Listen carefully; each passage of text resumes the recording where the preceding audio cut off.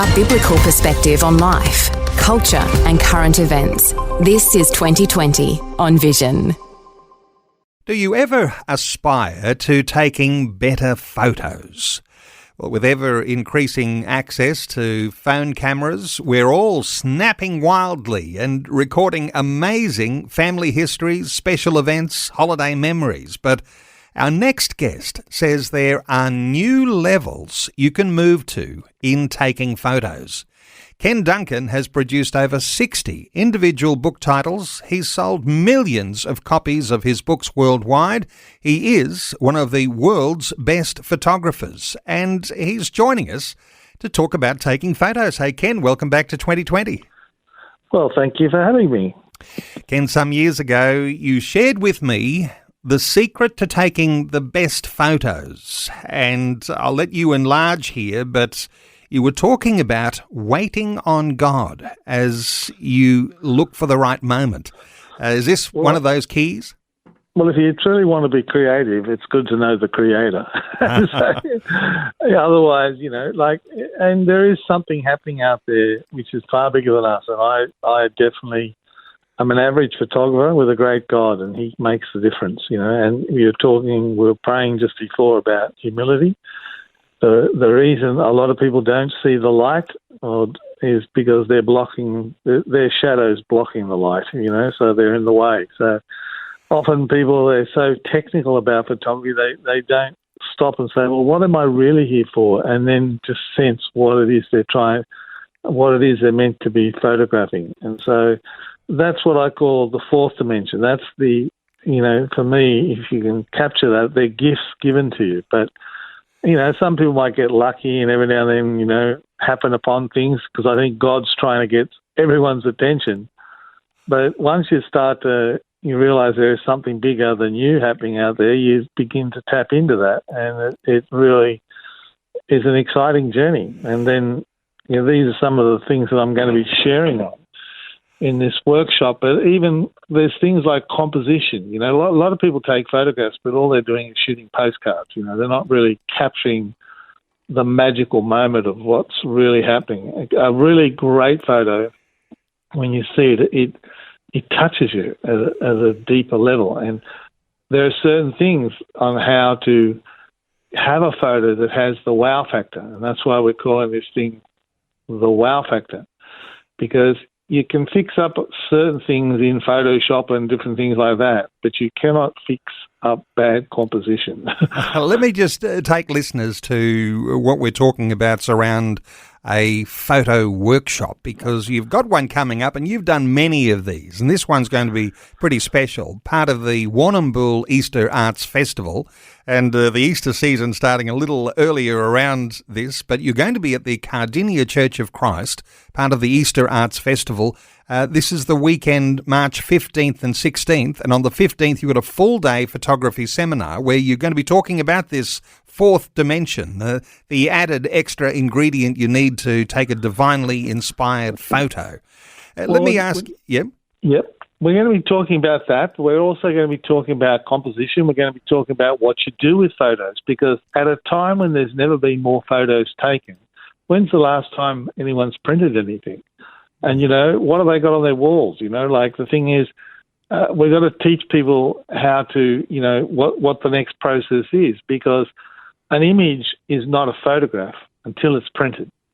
This thing at a time when there's never been more photos taken with all these phones and people sticking phones all over the place, but they don't do anything with them. They stick them they leave them on their phone, and then when they meet someone, they bore the living daylights out of them, showing them millions of photos and wear people out. It's great to have that convenience factor, but really we need to print our pictures. We need to do something with them because we're telling a story.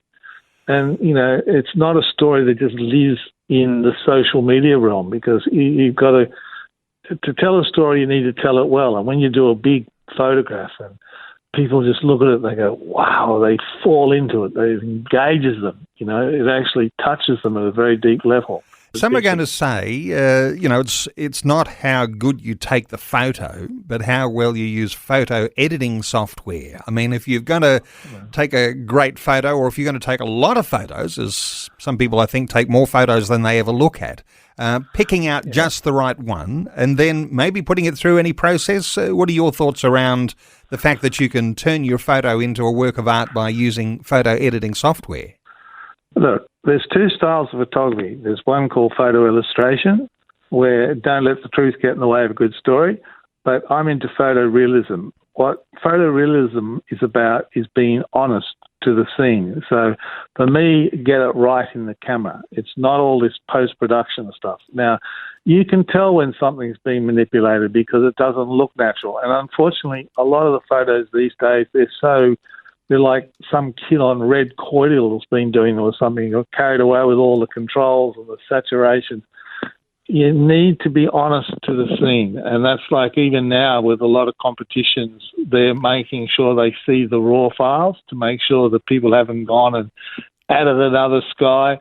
And, even with AI, you can just talk to AI and say, make me a photo. But they can only do it to a certain size, these photographs. And when I'm shooting a photograph, I'm trying to get people to, get out there and capture, get it right, capture that magical moment and bring it back to people so that it impacts them. And there's something about when you print a print and you do it properly and capture it properly and learn how to do the third dimension, because you see, when you're photographing a three-dimensional object with a two-dimensional camera. So you have to learn the art of creating that third dimension so that when a person looks at the photo, it actually engages them and gives them the sense of the 3D. This is why most people fail with their photos. They don't understand the compositions and how to create that viewer experience. And so like a lot of people, they go to this amazing waterfall or something like that, they photograph it, they come back and they think, man, it was much better than that. And that's because they've just failed in composing the picture so that a person looking at it in 2D can get the sense of that 3D drama. So this workshop, I'm telling you, if they get there, it's going to transform their photography, no matter what they're shooting with, even with iPhones, it's not just about shooting the living daylights out of something and hoping to get lucky,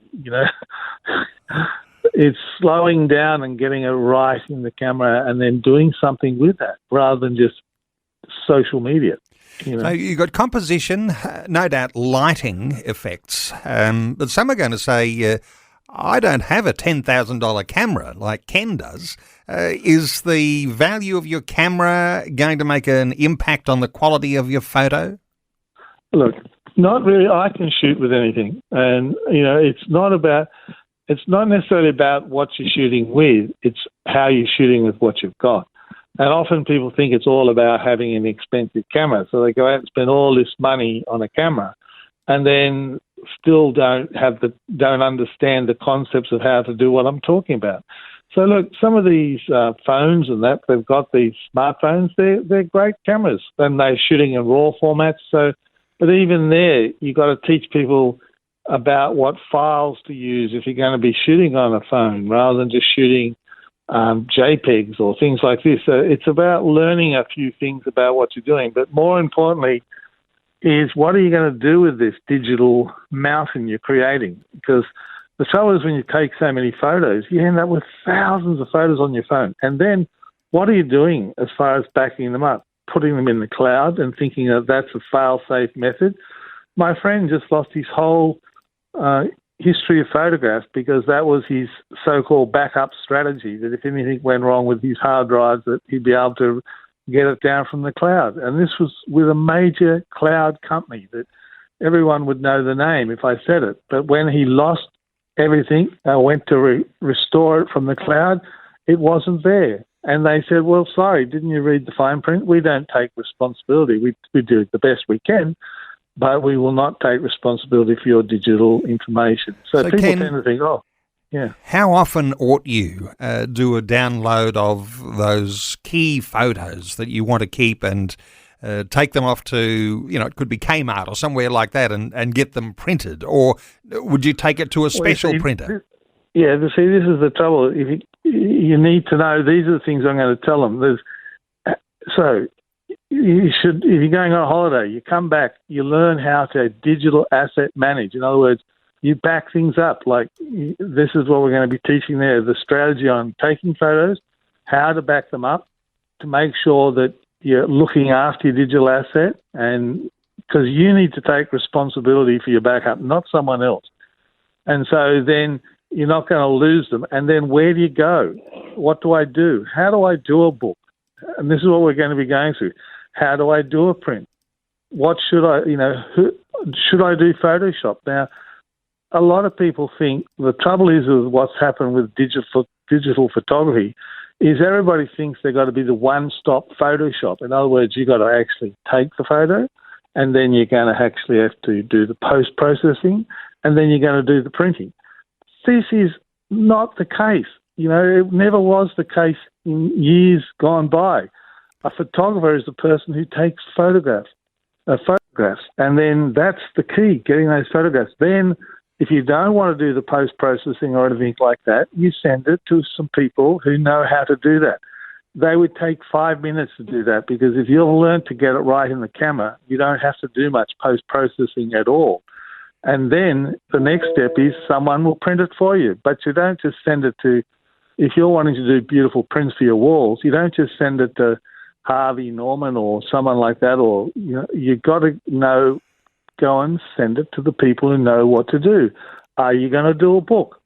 I'm going to go through these things. People should they go on a holiday, they should, when they come back, do a book. They're very easy to do if you know just the basics. And if you don't know how to do it, you can actually send the files to people and they'll do it all for you. And then you get this beautiful book back that'll even be archival. So this is what we're going to teach people, not just to take millions of photos and just use them on low-level social media and then never do anything with them really at all, never print them, never actually put them in books. And then you know what will happen in years to come? The co-founder of the internet said just recently that unless we're printing our photographs, we will be known as the black hole generation, because in years to come, there won't even be programs to read some of the files that we're doing, or when we pass away, which we're all going to do one day, what are we going to leave our kids? A big hard drive with all these thousands of photos on, and they don't, your kids are going to get this computer, if they can even start it, and go, what are these things? Who are these people?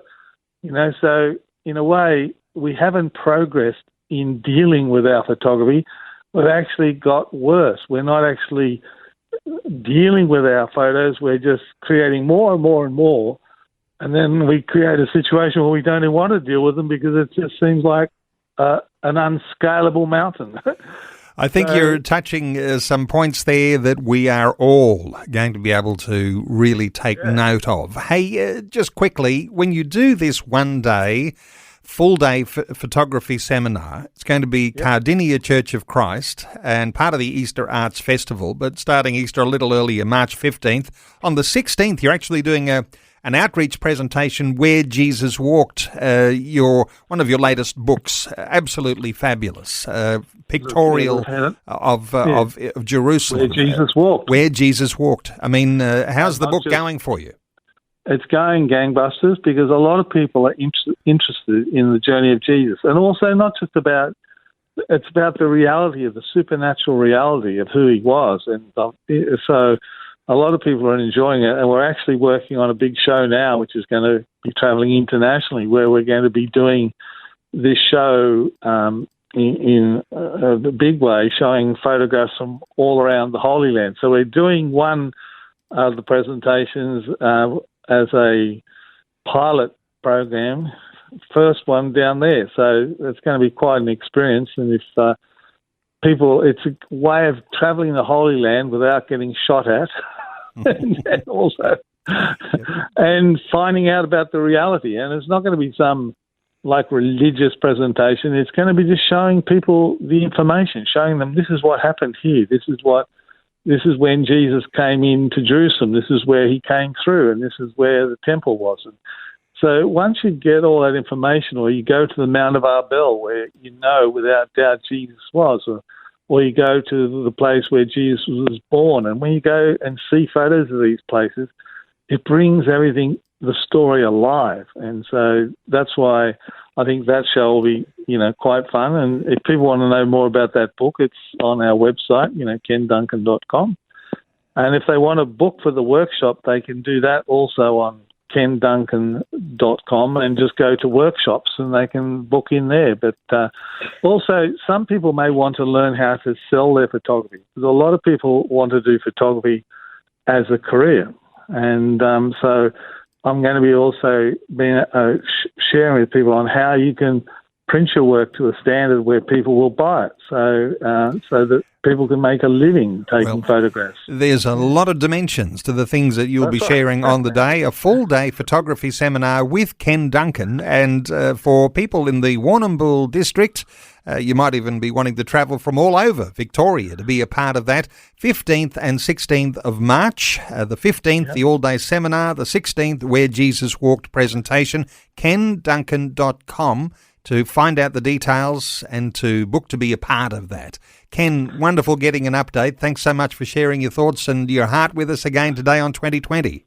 It's my pleasure, mate. And look, already we've got people coming from Perth, we've got them coming from Brisbane, because getting this information, I don't have time to do a lot of these workshops. So this is the only one we're doing this year. So it's worth people coming from wherever to come to this workshop, because the information they're going to get is going to transform their photographic experience. Thanks for taking time to listen to this audio on demand from Vision Christian Media. To find out more about us, go to vision.org.au.